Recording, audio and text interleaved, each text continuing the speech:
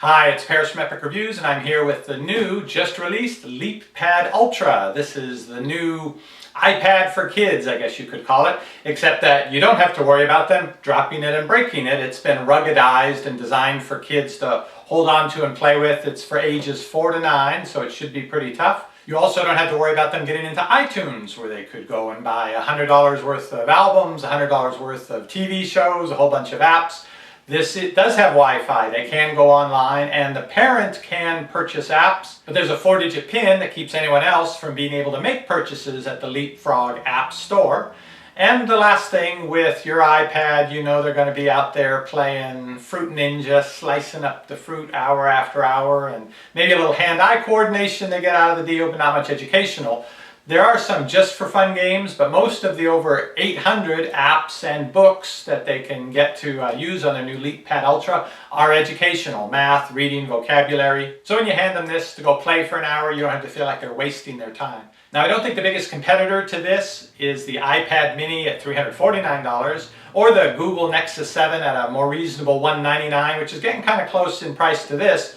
Those devices have amazing hardware specs compared to this. They just run away with the field. They've got Retina display, dual core processor, all kinds of amazing hardware benefits. But what you're paying for with this is the fact that anything your kid is going to be exposed to when they're on it, any app, any book, anything they go to in the search app, which might let them look at a video online or something, some person has actually gone and looked at that in advance and decided that that is something kid safe, and it is something that this will be allowed to show. Now, the iPads and the Android tablets, they just don't offer you that level of protection. The one that comes the closest, and the real competitor to this, I think, is the Amazon Kindle Fire HD, because it doesn't cost too much more than this, and they do have, if you've seen the TV commercials lately, a very good parental control system limiting the amount of time it can be used and what the kids can do on the device. So I think that's a pretty strong competitor, but it's still a device that when the kid drops it, it still cracks and breaks, and that's the one thing that this has over that. But if you're looking at the ages 4 to 9, you know this is going to be dropped a lot, and I don't think the Kindle Fire can handle that many drops. Short of dropping this in a pool, this should survive most things a 4-year-old can throw at it. So before I open up the box, let me tell you about some of the features that this includes. It has a 7-inch screen. The dimensions are 1024 by 600, so again, no Retina display, but plenty for the apps that are included. If you do have an older version of this, the LeapPad 1, the LeapPad 2, supposedly a lot of those games will be able to work with this, so if you have a lot of money invested in those, you should be able to put them on here. Also, when you buy the games for this, which a very nice new feature is you can buy the games directly from the device. You don't have to log into your computer to do that all the time. You can put the game on this and also at the same time on some other compatible devices, that other LeapPad devices that aren't too old. Now, probably the biggest hardware advance over the LeapPad 2 is this has Wi-Fi, so it means you don't have to constantly plug it into your computer and go into the LeapPad program and do the syncing and all of that. You can just buy things directly through the Wi-Fi, put them right onto the device. Very nice. It also has front-facing and rear-facing cameras, 2 megapixel, which are kind of but it does record 480p, so that's passable video. Has a built-in MP3 player. Used to be you had to pay extra for that. It has 8 gigabytes of memory, which you can't expand, and that may sound like a lot to start with, but once you start downloading those MP3s and the books and the apps, I think it may go kind of fast. Now, the CPU in this is definitely mid-range, 800 megahertz speed, but battery life, the claimed battery life, is pretty good. It has a rechargeable lithium-ion battery, and they say it will get 9 hours, so maybe 6 to 7 hours in reality, and that would still be pretty good. And on the software side of things, it comes with 11 apps and access to 800 more online apps and books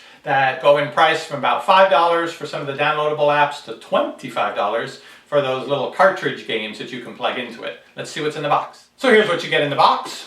It comes with a cute colored AC adapter with, it looks like a standard mini USB connector, which is good. It means it won't be impossible to replace, because you will need to replace it at some point. And then the device itself here.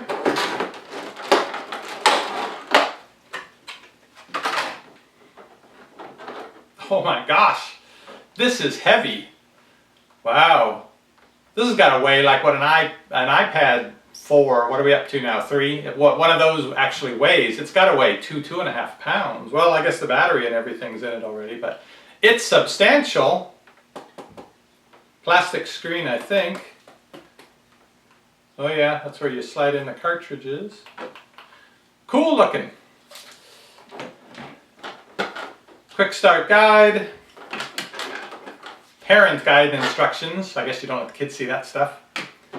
And cable to plug it into your computer for doing the synchronization. I don't know if you have to do that or if you can set everything up directly from the device. I'm going to find that out. Looking through this quick setup guide, I found out, much to my pleasure, that you don't need to install software on your computer. If you can get this device on your Wi-Fi, and it's pretty simple to set up, you can set up the parent account that way. You basically don't need to mess up your computer and plug it in and do anything with it. It can all be done online, so I'm very glad to hear that. However, if you don't have a Wi-Fi connection, you just have the one computer and your modem and it's plugged directly in, you can still use the cable they've provided. You have to download the software onto your computer, set up your account, set all that up, and then plug it in, and then you can get the apps via your computer onto this. So there is a way to do it, but if you have Wi-Fi, it looks nice and easy. Now, I picked this up at Best Buy. It was the second Best Buy we went to, because by the time we got to the first one, they'd already sold them out.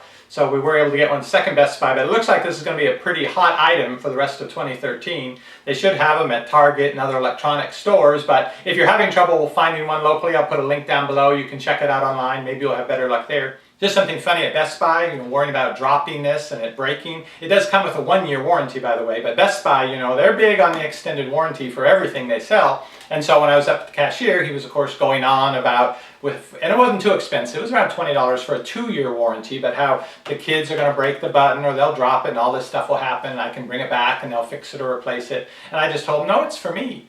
And then he just kind of looked at me strange, but he stopped trying to sell me an extended warranty. Here we are on the back. We have the rear-facing camera. We have over here on this side the charging port, and I think a little light underneath that turns on to let you know it is charging. Speaker up here, and if we look on the top, in addition to the cartridge slot, we have on this side the volume up and down. Over here is a headphone jack. On this side is the power button. What I thought at first was a wrist strap, but a really short wrist strap. I thought, is that for kids or something? No, it's actually the little string that keeps the stylus from getting lost.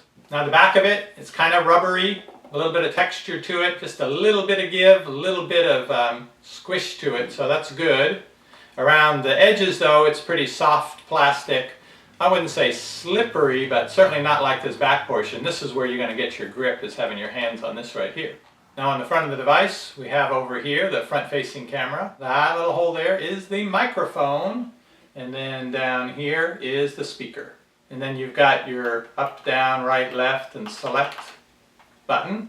And right next to that, there's a little picture of a house there. That's the home button. So if the kid gets lost in an app or something, they can always go back there to get back to the main screen. This is it booting up. A little boot up sound. Well, you can't complain about the screen not being bright enough. It's kind of almost too bright, but I don't see a way to adjust that here. I assume once I've gone through these steps, I will be able to adjust that.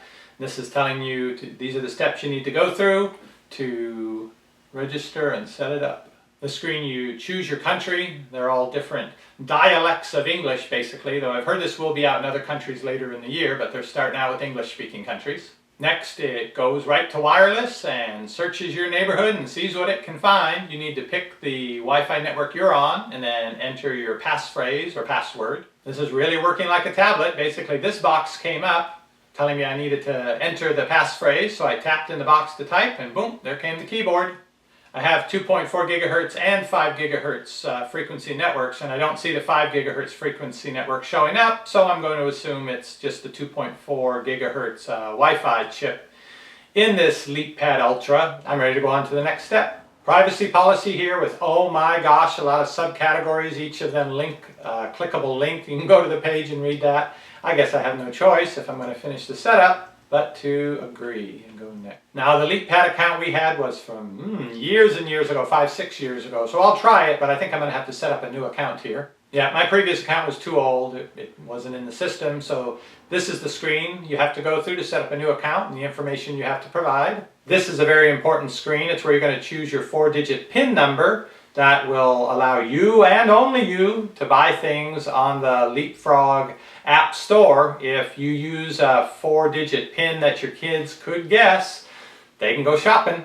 Next screen, you set up the kids' accounts for who's going to be playing with this device and information about them. Once you've entered the information for one child, you can add additional children on this screen. On the next screen, you're asked to choose an app to download. Well, one's an app, one's a puzzle, and one is a book. I think this may be the freebie that they give you, so you get to pick one to download and get started on the device. This is what you see while the app is downloading. It tells you it'll appear on the home screen when it's done.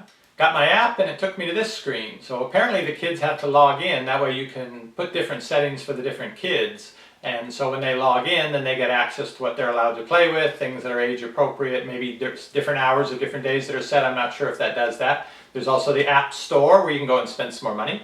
And then down at the bottom, the parental controls where you can specify all those things for the child account. This is what you get when you choose parent settings. I didn't turn it. It automatically decided it wanted to display itself this way. And I don't think it won't go back. So you work with it this way. I'll go back and see what the child login brings me to. Okay, I'm now at the screen for the child login. As soon as I went out of the parent settings. Tap the word guest.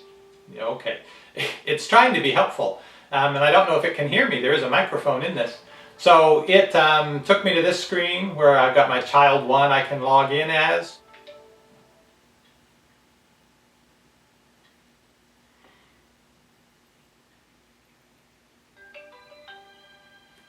Get to know your LeapPad Ultra. Start by swiping your finger across the screen to change pages. So that demo mode, you can get that to go away by tapping somewhere on the screen and a red X appears in the top.